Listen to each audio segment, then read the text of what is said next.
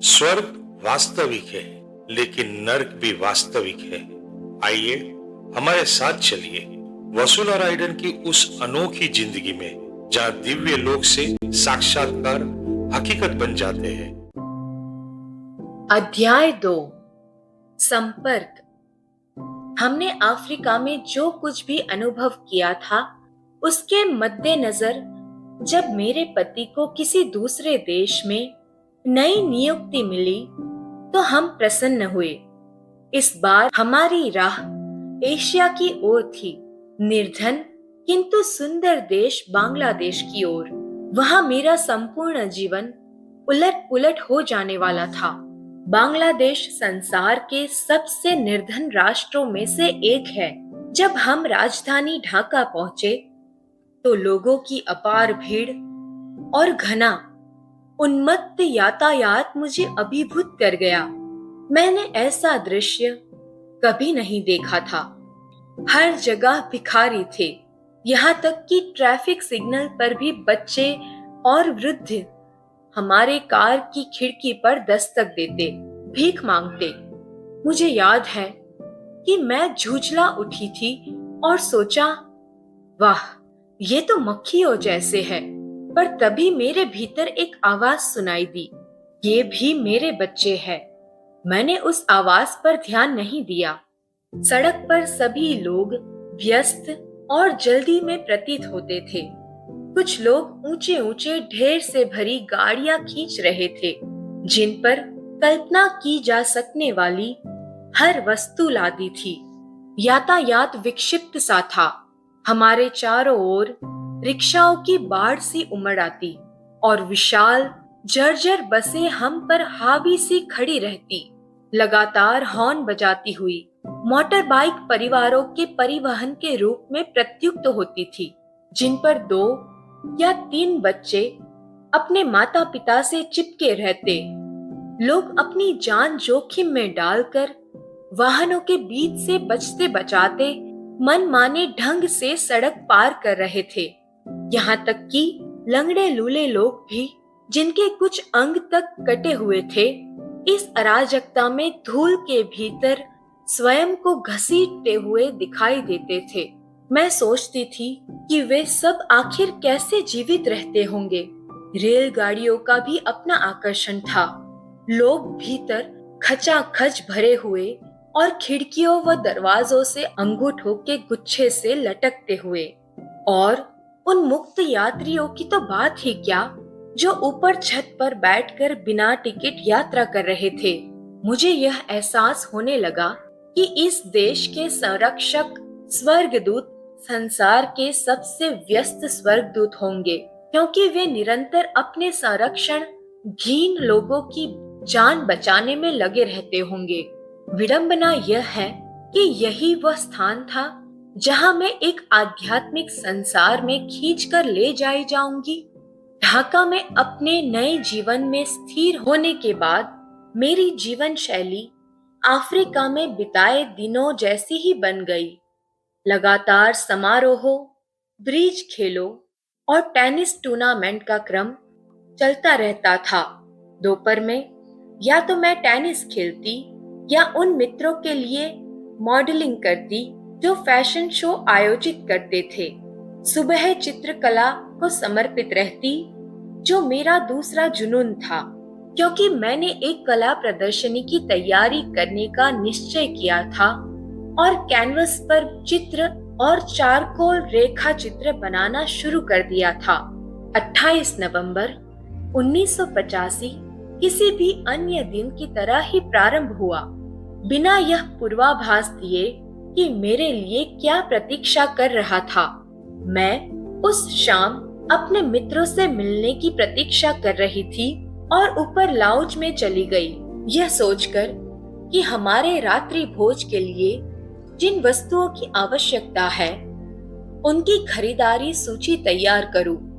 Pencil हाथ में लिए और नोटपैड पर सूची लिखने को तैयार।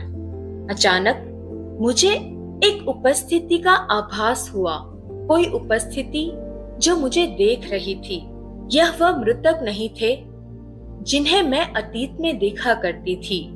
यह मेरे किसी भी पूर्व अनुभव से बिल्कुल भिन्न था। मेरा संपूर्ण अस्तित्व एक अविश्वसनीय आनंद से भर गया।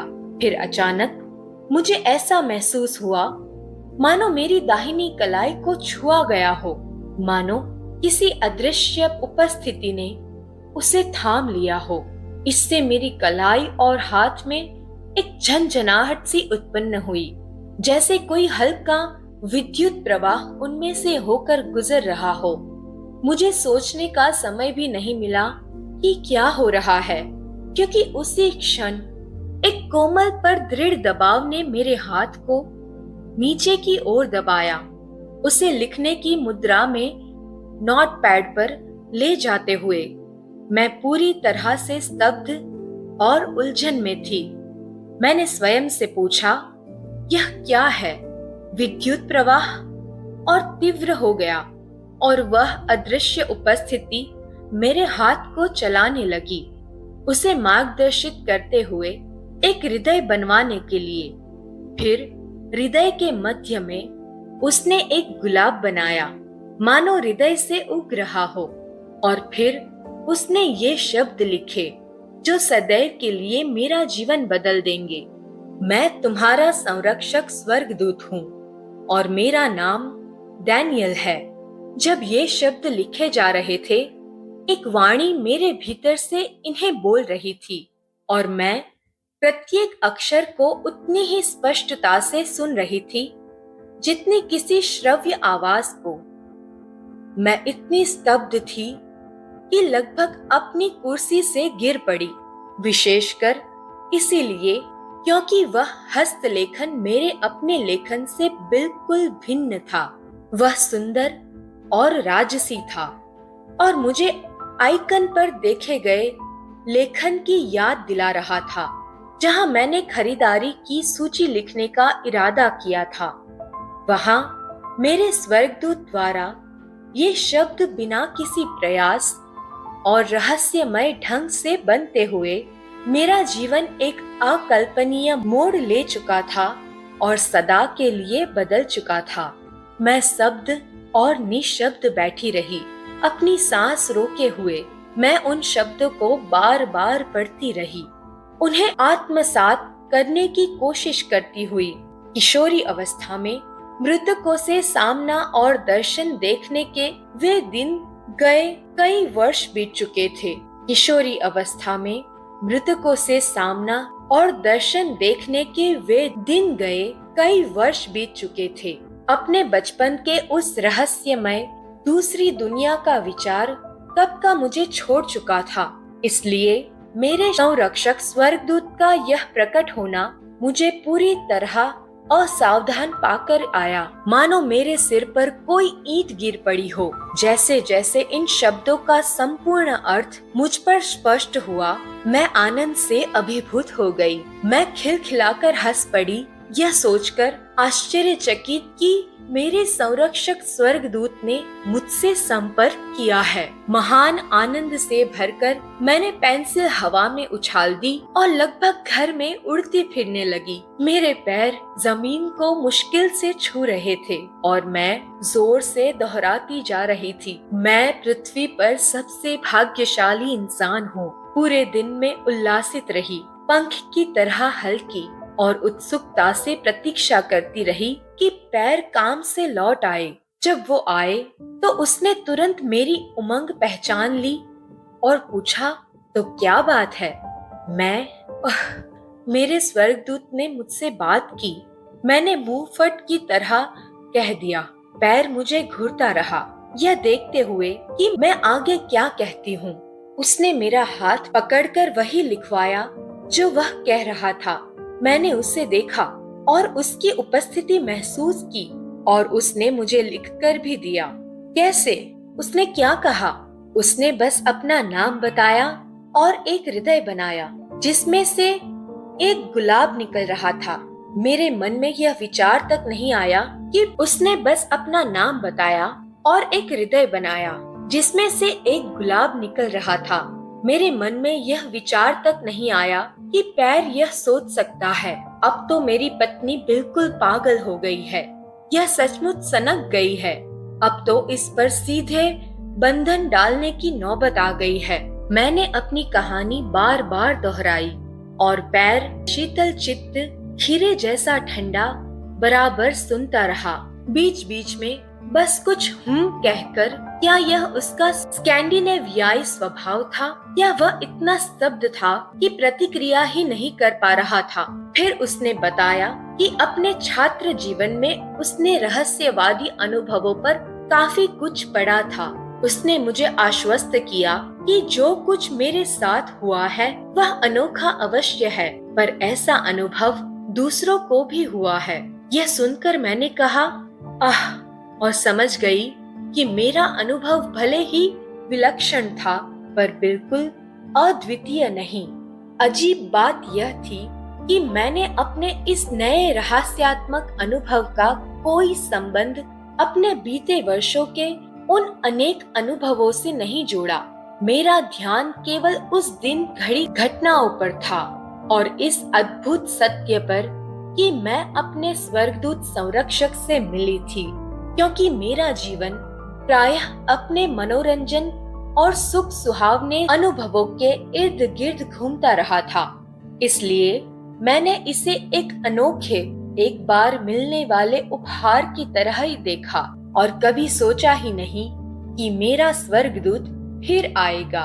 परंतु सचमुच वह अगले ही दिन लौट आया और इस बार मेरे अत्यधिक आश्चर्य के लिए वह अपने साथ स्वर्गदूतों के विभिन्न संगीतकारों की एक विशाल मंडली लेकर आया। मुझे ऐसा लगा जैसे स्वर्ग के द्वार अचानक मेरे लिए पूर्णतः खोल दिए गए हो, क्योंकि मैं उनके ऊपर से और चारों ओर आने जाने का वह महान दिव्य संचलन स्पष्ट रूप से महसूस कर सकती थी। वे सब अत्यंत प्रसन्न और उत्साहित थे, उस विशेष आनंदमय प्रतीक्षा की भावना के साथ जो किसी अद्भुत घटना के आगमन से ठीक पहले होती है। उनके उत्सवमय उल्लास से मुझे समझ में आया कि स्वर्ग में आज कोई पर्व मनाया जा रहा है और वे सब आनंद में मग्न है। फिर एक स्वर में सभी स्वर्गदूतों ने मिलकर ये शब्द गाए, एक सुखद घटना आने वाली है, एक सुखद घटना आने वाली है। मैं समझ गई कि उस आने वाली घटना से मेरा कोई ना कोई सीधा संबंध अवश्य है, चाहे वह घटना जो भी हो। मैंने यथासंभव उसका अनुमान लगाने की कोशिश की, पर कोई निष्कर्ष न निकला। जब जब स्वर्ग के द्वार खुले, स्वर्गदूत वही कोरस गाते, उसी वाक्य को दोहराते, हर बार कुछ मिनटों की खामोशी के पश्चात पुनः आरंभ करते। ऐसा पूरे दिन चलता रहा। फिर मेरे संरक्षक स्वर्गदूत प्रकट हुए और ईश्वर के विषय में मुझसे उनके प्रथम शब्द बोले, ईश्वर तुम्हारे निकट है और वो तुमसे प्रेम करता है। मैंने कोई उत्तर न दिया और मेरे स्वर्गदूत ने भी कुछ नहीं जोड़ा। मैंने मन में सोचा कि स्वर्गदूतों का ईश्वर के विषय में कहना तो स्वाभाविक ही है, आखिर वे उसी के साथ तो रहते हैं। मैंने यह अद्भुत अनुभव अपने निकटतम परिवार के बाहर किसी से साझा करने का कोई विचार नहीं किया। मैं अपनी मित्र मंडली द्वारा उपहासित होने का जोखिम नहीं लेना चाहती थी, क्योंकि वे मुझे एक सामान्य व्यक्ति के रूप में जानते थे। अपने अन्य रहस्यात्मक अनुभवों की भांति यह छोटा सा साहसिक प्रसंग भी मेरे और उस दूसरी दुनिया के बीच का एक रहस्य ही रहने वाला था। अगले दिन मेरा स्वर्गदूत फिर आया, पर इस बार उसका भाव बिल्कुल भिन्न था। वह अत्यंत गंभीर था और गंभीर स्वर में उसने मुझसे कहा कि मैं ईश्वर का वचन पढ़ूं। मैंने ऐसा जताया मानो समझ नहीं पाई हूं कि वह क्या कहना चाहता है। मैं मन ही मन में सोचती हुई उससे उसका अर्थ पूछ बैठी। लो, अब आया असली मुद्दा। मैं भली भांति समझ चुकी थी, फिर भी उसने कठोर स्वर में बताया कि वचन से उसका अभिप्राय बाइबल से है।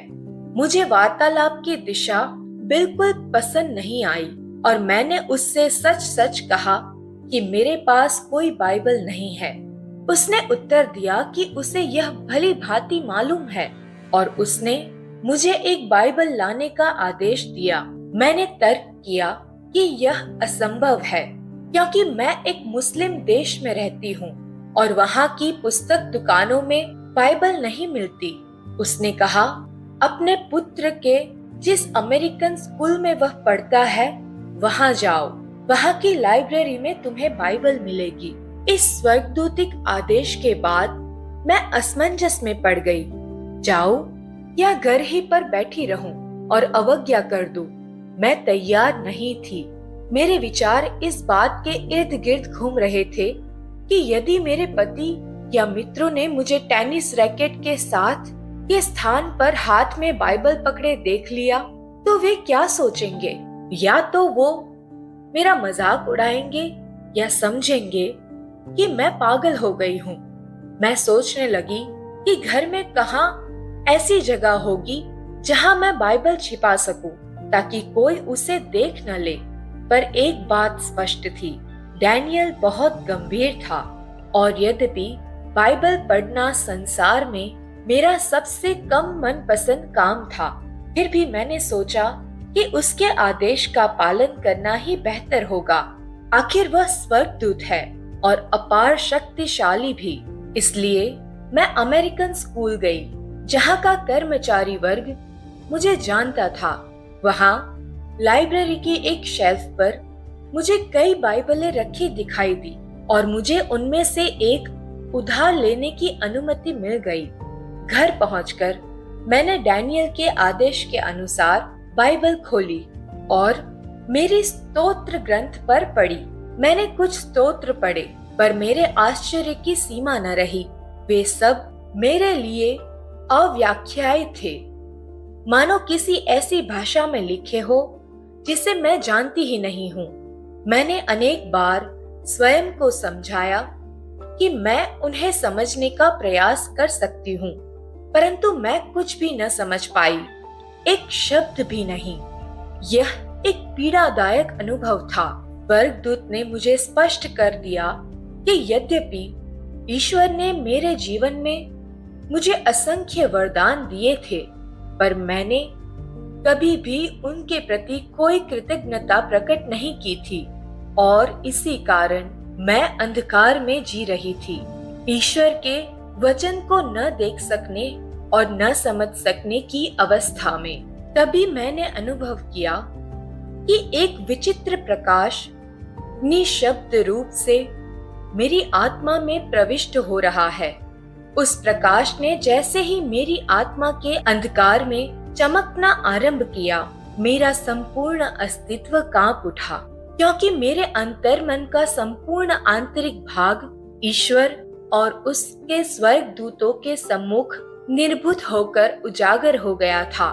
मुझे अपनी आत्मा की दशा का जो ज्ञान दिया गया वह मेरे लिए अत्यंत घोर आघात था। मैंने एक ऐसी आध्यात्मिक दीनता का अनुभव किया जैसा कभी नहीं किया था, मानो कोई अमूर्त अग्नि मेरे पूर्व वस्त्रों को चीर कर उतार रही हो। जब तक ऐसा आपके साथ नहीं होता, आप कल्पना भी नहीं कर सकते कि ईश्वर के आपको प्रत्यक्ष रूप से सामना कराने पर कैसा अनुभव होता है। डैनियल के साथ जिस सुंदर और शांत पथ पर मैं चल रही थी, अचानक वह विलुप्त हो गया और एक तूफानी स्वर्गीय आग में बदल गया।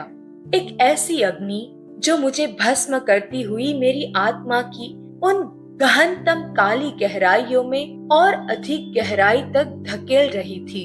उस अवस्था में सबसे भीषण परीक्षा यह थी कि मैं अपने द्वारा कभी किए गए प्रत्येक अपराध को पूर्णतः और सचेत रूप से जानने लगी। मेरे साथ जो कुछ घट रहा था वह मेरी समझ से कहीं परे था।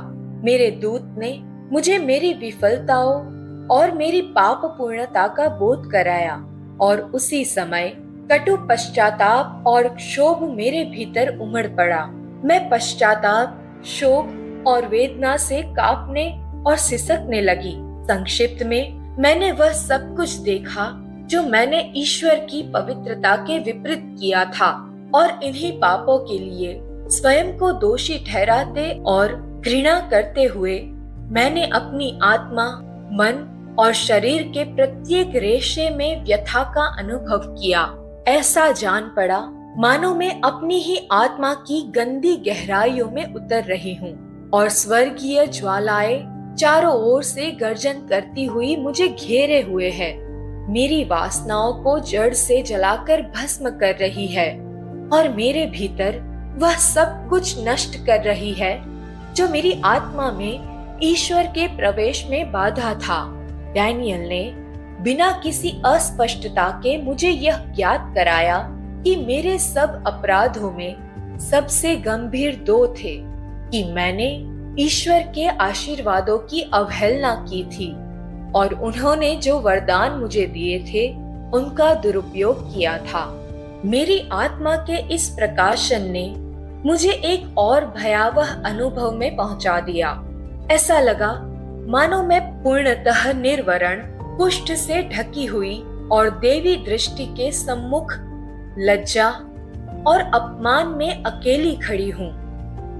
मेरे मन में आया कि पाप करने के बाद जब ईश्वर अपनी निर्मल ज्योति में उनके सामने प्रकट हुए होंगे, तब आदम और हव्वा ने अवश्य कैसा अनुभव किया होगा। वहां मैं थी, शून्य में परिवर्तित होती हुई। जब मुझे मेरे वास्तविक स्वरूप की दयनीय अवस्था दिखाई गई।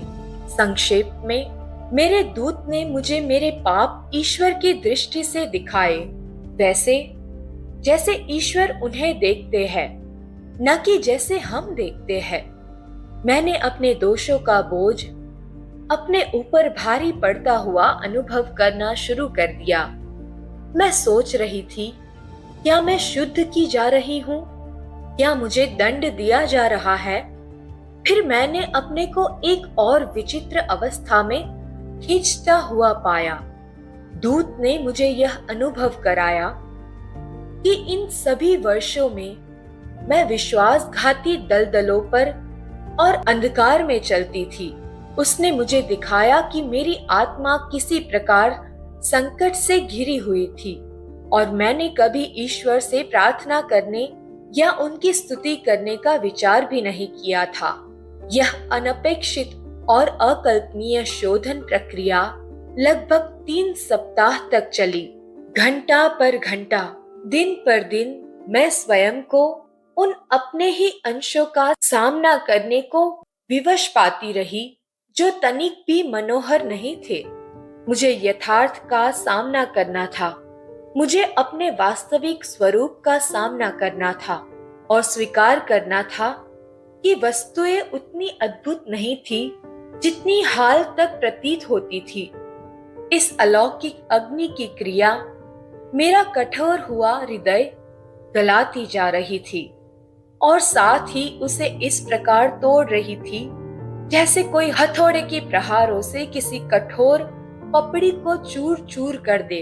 मैं बीते समय को वापस नहीं ला सकती थी, पर इस प्रकाशना और शुद्धिकरण के द्वारा मैं अपने हृदय की छिपी गहराइयों को और हमारी प्रकृति की सच्चाई को अधिक स्पष्ट रूप से देख सकी।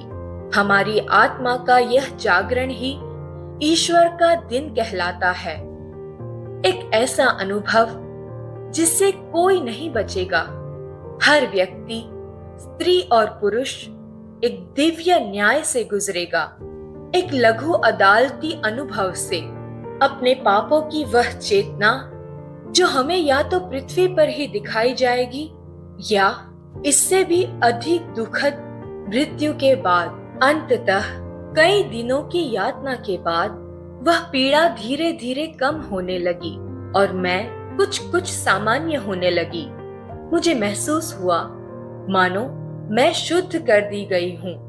धोकर साफ कर दी गई हूँ।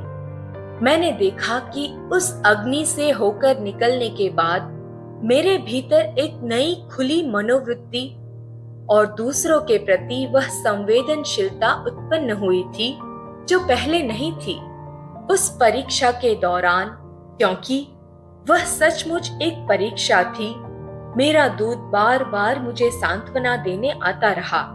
यद्यपि यह अपने उलाहनों में बहुत स्पष्ट और तीक्ष्ण हो सकता था, फिर भी वह जिस कोमलता और सहारे के साथ मुझे संभालता था, वह किसी सच्चे मित्र जैसा ही था।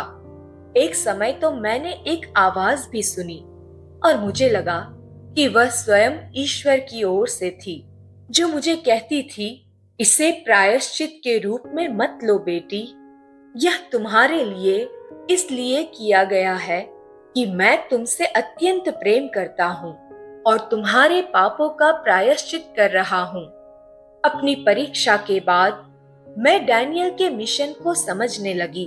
मैंने उसे ईश्वर से विनती करते सुना, हे ईश्वर, इसे अपने पीछे चलने दीजिए। मैंने डैनियल से पूछा, तुम किसके लिए प्रार्थना कर रहे थे? उसने करुण स्वर में उत्तर दिया, मैं तुम्हारे लिए प्रार्थना कर रहा था। मैं चकित रह गई। क्या मैं अब भी इतनी बुरी थी?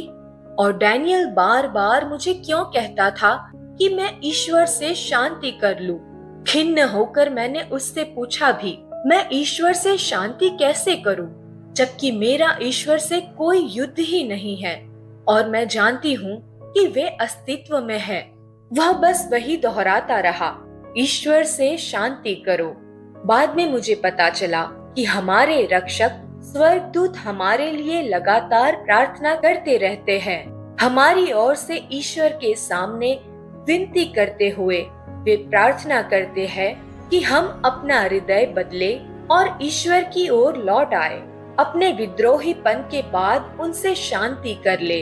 इस संपूर्ण समय में मैं अपना सामान्य जीवन जीती रही, प्रदर्शनी के लिए कैनवस बनाना, लोगों से मिलना जुलना, टेनिस खेलना। पर जैसे ही मुझे अपने दूत का बुलावा महसूस होता, मैं तुरंत उसकी बात सुनने के लिए भागती। समय के साथ मेरा अपने दूत पर निर्भर होना बढ़ता गया। मैं उसे अधिक समय देने लगी, लेकिन ईश्वर स्वयं मुझे बुलाएंगे, इसकी तो मैंने कभी कल्पना भी नहीं की थी। मैंने कभी नहीं सुना था कि ईश्वर लोगों से बातें करते हैं, कम से कम आधुनिक काल के साधारण लोगों से तो नहीं। ईश्वर ने पुराने नियम के भविष्य वक्ताओं से बात की होगी, पर वह तो इतिहास था। डैनियल ने मुझे तैयार करने की कोशिश की थी, यह समझाने की कि मेरी अलौकिक अनुभूतियां अब समाप्त होने वाली नहीं है। वे मुझे किसी उद्देश्य से दी गई थी और उनमें किसी गहरी और अधिक नाटकीय चीज का संकेत था, जो मुझे आगे चलकर मिलने वाली थी, जिसकी व्यापकता को मैं मुश्किल से ही समझ पा रही थी। जिस अग्नि परीक्षा से मैं गुजरी थी, उसने मुझे भारहीन बना दिया था। उस रिक्तता की अवस्था में संसार की वस्तुएं मुझे महत्वहीन लगने लगी। जब आश्चर्य अपना स्वाद खो देता है, जब भौतिक संसार का मूल्य फीका पड़ जाता है, जब भय और चिंताएं भस्म होकर लुप्त हो जाती है, जब धरती की चक्काचौंध अपनी रंगत खो बैठती है, जब मन और आत्मा को शांति मिल जाती है, तब एक प्रकार का विरक्ति भाव आ जाता है। अपने पापों की जागरूकता और पश्चाताप ने मेरे लिए दिव्य व्यवस्था की एक विशाल द्वार सी खोल दी और पूर्ण स्वतंत्रता की ओर। उस अग्नि परीक्षा के बाद मेरी आत्म शांति हो चुकी थी। उसके बाद कुछ भी मुझे विचलित या प्रभावित नहीं कर पाता। मेरे मन और आत्मा के भीतर बस समर्पण और स्वीकार था। यथार्थ रूप में मैं अभी अभी एक नर्क से होकर आई थी, पर उसी अवरोहन में अलौकिक अग्नि ने मेरी जंजीरें और बंधन पिघला दिए थे। अंततः मैं मुक्त हो चुकी थी, स्वतंत्र। फिर उसी मानसिक अवस्था में अभी भी अचंभे में डूबी हुई एक सुगंधित समीर मेरे चेहरे पर आकर बही। और मैंने अपने भीतर एक कोमल आवाज सुनी, मैं तुम्हारा पिता हूँ और तुम मुझसे आती हो, तुम मेरी हो, तुम मेरी ही हो, तुम मेरे बीज की हो। इन वचनों को सुनकर मैं अभिभूत रह गई। पलक झपकते ही मैं असृष्ट प्रकाश की दहलीज पर खड़ी थी। ईश्वर की दीप्तिमान उपस्थिति मेरे भीतर उमड़ पड़ी। मेरे पूरे अस्तित्व में प्रस्फुटित होती हुई, मेरी आत्मा को ऊपर उठाती हुई ईश्वर का यह उज्जवल प्रकट होना डैनियल से प्राप्त किसी भी अनुभव से असीम रूप से महान था। जब डैनियल आता था, मैं उसे अपनी आत्मा की आंखों से देख सकती थी और जान जाती थी कि वह वही है और केवल वही। पर ईश्वर की उपस्थिति अदृश्य थी। यहाँ तक कि मेरे भीतर भी मैंने उन्हें देखा नहीं, मैंने केवल उनके अचूक अविनाशी अनुभव को अपने हृदय में महसूस किया। डैनियल ने मुझे बताया था कि मुझे यहोवा के प्रांगणों में शिक्षा दी जाएगी, उन प्रांगणों में जहाँ सिर्फ देवदूत शक्तियों को आने और जाने की अनुभूति होती है। मैंने ईश्वर से एक अव्यक्त प्रेम और पितृसुलभ करुणा का अनुभव किया, एक ऐसा प्रेम जिसे शब्द नहीं बांध सकते। और केवल यही नहीं, उनकी वह प्रकाश धारा जिसने मेरे हृदय, मन और आत्मा को आवृत कर लिया था, इतनी उज्जवल और इतनी सामर्थ्यवान थी कि उसने मुझे वह शांति दी जो संसार का कोई भी व्यक्ति नहीं दे सकता। वह शांति जो केवल ईश्वर ही दे सकते हैं, चाहे हृदय कितना ही अशांत क्यों न हो। और उनकी शक्ति और सर्वशक्तिमान के बावजूद वे मेरे पास इतनी सरलता से, इतनी कोमलता से और इतने पितृ स्नेह के साथ आए कि मैं उनके प्रेम में पूरी तरह समा गई। मुझे लगा कि मैं उन्हें जानती हूँ। मेरी आत्मा उन्हें एक परिचित रूप में पहचान रही थी। मैंने स्वयं से पूछा, क्या यह वही न्यायाधीश है जिसके बारे में कहा जाता है कि वह दूर, कठोर और शीघ्र दंड देने वाला है? क्या मैं उसके विषय में इतनी गलत जानकारी रखती थी? मुझे विश्वास ही नहीं हुआ कि यह वही ईश्वर थे जिन्हें मैंने पहले अपने मन में कल्पित किया था। और तब मुझे याद आया, ईश्वर क्रोध करने में धीमे, क्षमाशील, प्रेममय, विनम्र और कोमल है। यही तो सच्चे ईश्वर है। यह अनुभव कि मैं सर्वशक्तिमान के मुखमंडल के सम्मुख खड़ी हूँ, साधारण शब्दों में वर्णन करना असंभव है। किसी तरह मेरी आत्मा जानती थी कि उन्होंने मुझे आंख भरकर देखा, मानो वे प्रसन्न और हल्के से मनोरंजित हो। शायद इसलिए कि मैं इतनी विस्मित और स्तब्ध थी। फिर उन्होंने मेरी ही सत्ता के भीतर पुनः वचन कहा, और जैसे ही उनकी आवाज मेरे भीतर गूंजी, मुझे तन, मन, आत्मा से निश्चित हो गया कि वे ही मेरे सृष्टिकर्ता और पिता है। मेरे शरीर की हर हड्डी ने उन्हें पहचान लिया जब उन्होंने कहा, देखो, मैं तुम्हारा पिता हूँ। उसी क्षण मुझे एहसास हुआ कि हमारा सच्चा घर ईश्वर के साथ है। मुझे वहां और तब बिना किसी संदेह के पता चल गया कि स्वर्ग वास्तव में अस्तित्व में है और वही हमारा घर है। पृथ्वी से इसका कुछ लेना देना नहीं। मेरा मन चकरा गया जब मुझे यह समझ में आया कि हम सचमुच परम प्रधान की संतान है, कि हम सार्वभौम महिमा से उतरे हैं और हम ईश्वर के हैं, स्वर्ग के हैं। मुझे अलग सा लगा जब मैंने जाना हम सब राजवंश से हैं और हमारे पिता राजाओं के राजा है। हम उनकी अस्थि की अस्थि है, उनके मांस का मांस है। यह मेरे जीवन का सबसे स्पष्ट और सबसे विश्वास योग्य दर्शन था। अब भी स्तब्ध थी, यह समझते हुए कि सृष्टिकर्ता वह एक निर्विवाद सत्ता और वह चिंगारी जिसने पूरे ब्रह्मांड को संचालित किया, एक साधारण से व्यक्ति से इतनी सहजता से बात कर सकता है। आज भी मैं आश्चर्य करती हूँ कि ऐसा हो सकता है। लेकिन तब भी और अब भी उस अनुभव की अपार शक्ति इसे बिल्कुल स्पष्ट बना देती है कि ईश्वर किसी भी समय किसी के द्वार किसी से भी बात कर सकते हैं, और यह एक सच्चाई है। मैंने जैसे तैसे पेंसिल और कागज उठा लिया ताकि मैं वह लिख सकूं जो उन्होंने कहा था। जब वे मेरे साथ थे, मैंने महसूस किया कि मैं उनसे सहायता मांग सकती हूँ। मैं खिड़की की ओर गई, मानो उन्हें वहां ले जाते हुए, और बाहर भिखारियों और गरीबी की ओर इशारा करते हुए कहा, देखिए देखिए दुनिया क्या बन गई है। बहुत शांतिपूर्वक और जैसे उन्हें कोई आश्चर्य न हुआ हो, उन्होंने कहा, क्या तुम सचमुच विश्वास करती हो कि मैं तुम्हारी सहायता कर सकता हूँ? हाँ, आप कर सकते हैं, आप ईश्वर हैं। फिर उन्होंने मुझसे कहा कि मैं उनके समक्ष हे हमारे पिता प्रभु की प्रार्थना का पाठ करूं। मुझे कितना आनंद हुआ कि उन्होंने मुझे वही प्रार्थना करने को कहा जिसे मैं वास्तव में जानती थी, और सोचे बिना ही मेरे मुंह से निकला, हाँ पिताजी।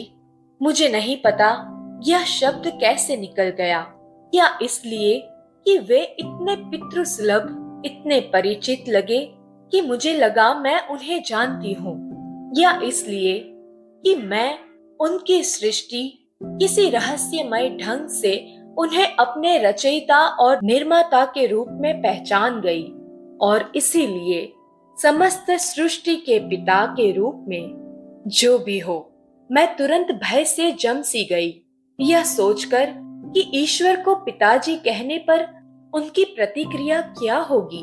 उन्होंने कहा, मत डर बेटी। मैंने इस पिताजी शब्द को अपने हाथ में एक रत्न की तरह ले लिया है। उनके उत्तर से मुझे इतनी राहत मिली कि आनंद से भरी हुई मैंने जल्दी जल्दी हे हमारे पिता की प्रार्थना करना शुरू कर दिया। जब मैं समाप्त हुई तो ईश्वर ने प्रेम से कहा कि वे इस बात से प्रसन्न नहीं थे कि मैंने प्रार्थना किस तरह कही, क्योंकि मैंने इसे बहुत तेजी से कहा था। मैंने प्रार्थना दोबारा कही, इस बार अधिक धीरे। तब ईश्वर ने बताया कि यह अभी भी ठीक नहीं है, क्योंकि मैं प्रार्थना करते समय इधर उधर हिल रही थी। बार बार मैंने प्रभु की प्रार्थना कही, और हर बार ईश्वर ने कहा कि यह अच्छा नहीं और मुझे फिर से शुरू करना होगा। यह कई घंटों तक चलता रहा। मैं सोचने लगी कि क्या ईश्वर सचमुच चाहते हैं कि मैं अपने जीवन में जो जो प्रभु की प्रार्थनाएं ठीक से नहीं कही थी, उन सब की पूर्ति इसी समय करूं? आखिरकार कई बार सही ढंग से कहने के प्रयत्नों के बाद मैं उन्हें प्रसन्न करने में सफल हुई, और मैं जैसे ही एक एक वाक्य कहती गई, ईश्वर कहते गए, अच्छा। अंततः वे संतुष्ट हो गए। पहले पहले मैं यह समझ नहीं पाई कि यह शिक्षा क्या थी और क्यों मुझे उनकी उपस्थिति में यह प्रार्थना बार बार दोहरानी पड़ी। लेकिन जैसे जैसे दिन बीतता गया, मेरे हृदय पर जमी हुई आखिरी पपड़ी भी टूटकर गिर गई, और मैं उनके प्रेम के लिए खुल गई। तब मुझे अंततः समझ में आया कि मुझे हर शब्द प्रेम से, मन से, अर्थपूर्ण ढंग से कहना है। उस क्षण से आगे अनेक आशीषें मुझ पर छा गई, उस सामंजस्य और शांति की आशीषें जो ईश्वर पिता की उपस्थिति में मेरी आत्मा को मिली। पहले की सारी उद्विग्नताएं अब भुला दी गई थी, ईश्वर की प्रचुरता और परिपूर्णता में डूबकर, जिसमें मेरी आत्मा ने एक गहरा आध्यात्मिक आलिंगन प्राप्त किया।